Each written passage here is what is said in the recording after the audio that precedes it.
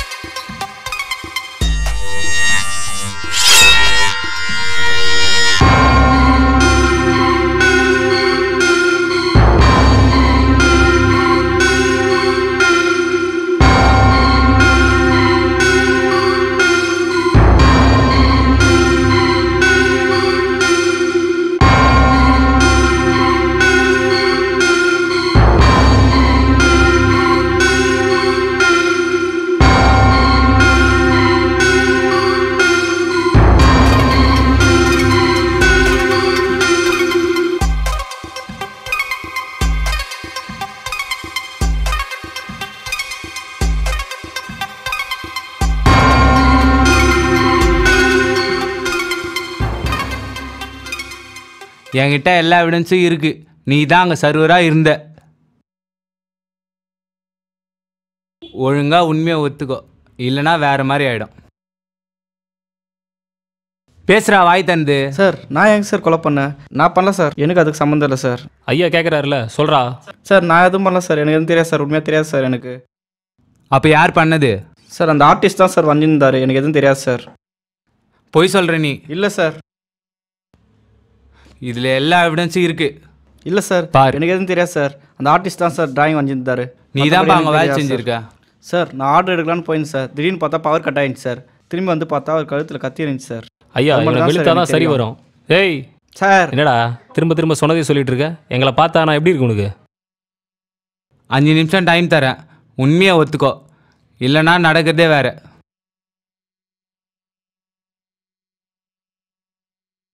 Sir ஒரு நிமிஷம் sir, அந்த கத்தியில் என் கைரேகை இருக்கா சார்? போடா வெளியே.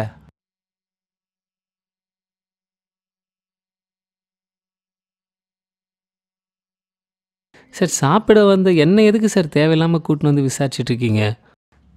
இங்கே யாரையும் தேவையில்லாமல் கூட்டிகிட்டு வரல, புரிஞ்சுக்கோங்க. ரீசன் இருக்குது.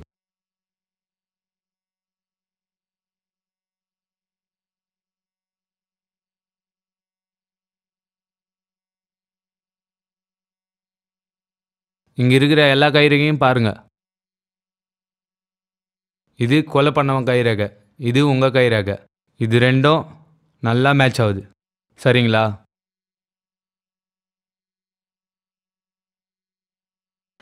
வெளியே இருக்கிற சிசிடிவி கேமரா ஃபுட்டேஜை பாருங்கள் சார். நான் உள்ளே போயிட்டு வெளியே வர வரைக்கும் யாருமே இல்லை சார் அந்த கடையில். அப்படி நீங்கள் சொல்கிறபடி பார்த்தீங்கன்னா 9 மணிக்கே அவர் உள்ளே வர்றாரு. நான் 8:50க்கே வெளியே வந்துட்டேனே சார். அப்படி இருக்கும்போது இந்த கொலையை நான் எப்படி சார் பண்ண முடியும்? நீங்கள் வேறு யாருன்னா கூப்பிட்டு விசாரிங்க சார், என்னை விட்டுருங்க சார். புக்கில் கையெழுத்து போட்டு போங்க, நாங்கள் கூப்பிட்றப்ப வாங்க. நான் எதுக்கு சார் வரணும்? போடா சார் போ.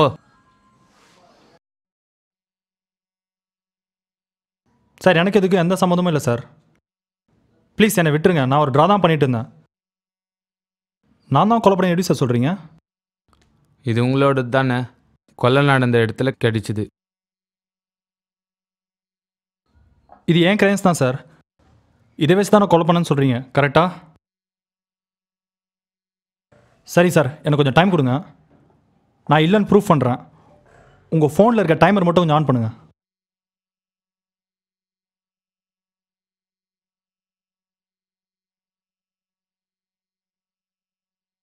சார், இது ஒரு நியூ கிரையான்.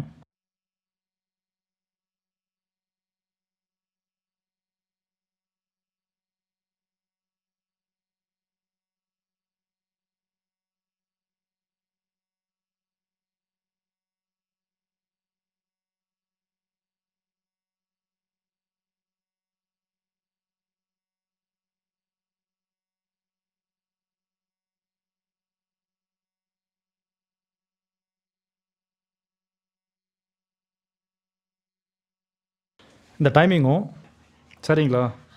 நான் வரைஞ்சிருக்க இந்த ட்ராயிங்க்கும் இந்த கொலை நடந்த இடத்துல இந்த கிரையான்ஸ்க்கும் சைஸ் வச்சு பார்த்தீங்கன்னா ஈக்குவலாக இருக்கும். நீங்களே பாருங்கள். இந்த ஸ்கேலை வச்சு மெஷர் பண்ணி பார்க்கும்போது 2 சைஸும் சேமாக இருக்கும். சப்போஸ் நான் அந்த ட்ராயிங்கை வரைஞ்சி எடுத்துகிட்டு வந்திருந்தேன்னா இந்த கிரையான்ஸோட சைஸ் வேரி ஆயிருக்கும். ஸோ நான் அந்த கொலையை பண்ணல. இன்னும் இதை நான் எப்படி எக்ஸ்பிளைன் பண்ணணும்னா, ஹோட்டலில் இருக்க சிசிடிவி ஃபுட்டேஜில் நான் 20 நிமிட்ஸ் இருந்தேன்னு சொல்லிட்டு உங்கள் ரெக்கார்டில் இருக்குது. இப்போ நான் வரைஞ்சிருக்க ஃபுட்டேஜ் 10 நிமிஷம்னு உங்களோட ரெக்கார்டில் இருக்குது. ஸோ மிச்சம் இருக்க 1 நிமிஷத்தில் நான் எப்படி கொலை பண்ணியிருக்க முடியும்? புக்கில் கையெழுத்து போட்டு போங்க, கூப்பிட்றப்போ வாங்க. இப்போ போங்க.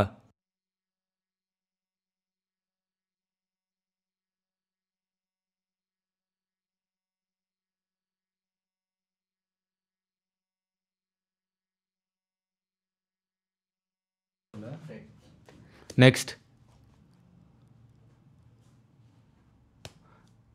Next next.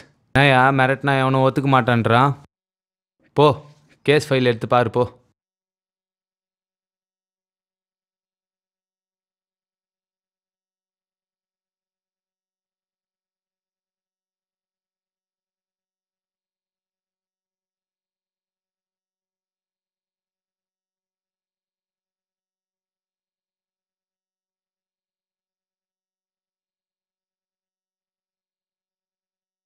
யோ ஏட்ட,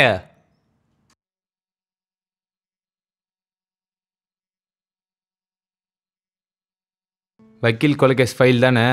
நான் பார்த்துட்டேன். உனக்கு ஏதாவது க்ளூ கிடைச்சதா? இவனுங்களை விசாரிச்சதுக்கும் கேஸ் ஃபைலில் இருக்கிறதுக்கும் எந்த சம்மந்தமும் இல்லை. மேலிடத்துலேருந்து வர ப்ரெஷர் அதிகமாக இருக்குது. இந்த கேஸ் ஃபைலை எப்படி முடிக்கிறதுன்னு தெரில. இவனுங்க சொல்கிற எல்லா விஷயமும் பர்ஃபெக்டாக மேட்ச் ஆகுது. நான் ஏன் பண்ணலாம்? சார், இந்த கேஸில் 4 விஷயம் லிங்க் ஆகுது. அதில் முதல் 3 விஷயம் என்னென்னா, ஏற்கனவே 2 வக்கீலை கொலை பண்ணியிருக்காங்க. இப்போது 3ஆவதாக நடந்த கொலையும் வக்கீல் தான். 3 வக்கீலுமே ஒரே மாதிரி விஷயத்தில் தான் இறந்துருக்காங்க. அந்த 2 வக்கீல் கொலைக்கும் இந்த கொலைக்கும் நான் ஏன் சம்மந்தம்? அவங்க 3 பேரோட கொலையும் ஒரே விஷயத்தில் தான் லிங்க் ஆகுது. அது என்னென்னா, அவங்க கடைசியாக கொலை செய்யப்படுறதுக்கு முன்னாடி அவங்க 3 பேரும் ஹேண்டில் பண்ணது ஒரே கேஸ் தான். அது என்னென்னா, 8 வயசு பொண்ணை ரேப் பண்ண குற்றவாளியை ஜாமீனில் எடுக்கிறது தான் கடைசி கேஸாக இருந்திருக்கு. இதில் 4வது விஷயமும் லிங்க் ஆகுது. என்னென்னா, இந்த கேஸில் குற்றவாளிகளுக்கு ஜாமீன் கிடைச்சது உங்களால் தான். 100 நாள் ஆகியும் எஃப்ஐஆர் போடாதனால தான். நானா எஃப்ஐஆர் போடல? ஆமாம் சார், 100 நாள் ஆகியும் எஃப்ஐஆர் போடாதனால தான் அந்த குற்றவாளிக்கே ஜாமீன் கிடைச்சது.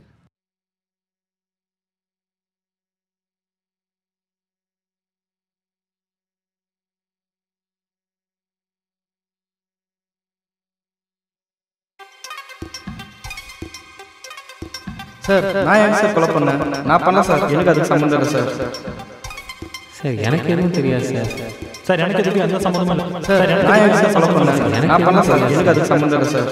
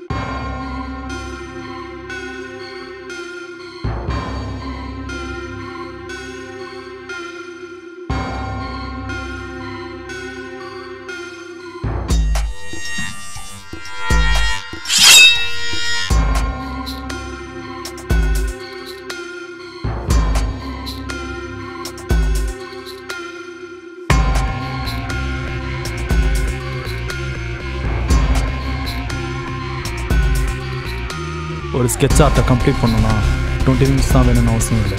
நல்ல ப்ராக்டிஸ் இருந்தால் 5 மினிட்ஸில் கூட முடிக்கலாம். இன்னும் நல்ல ப்ராக்டிஸ் இருந்தால் 2 மினிட்ஸில் கூட முடிக்கலாம். ஸ்கெட்ச் ஆர்ட்டை மட்டும் இல்லை,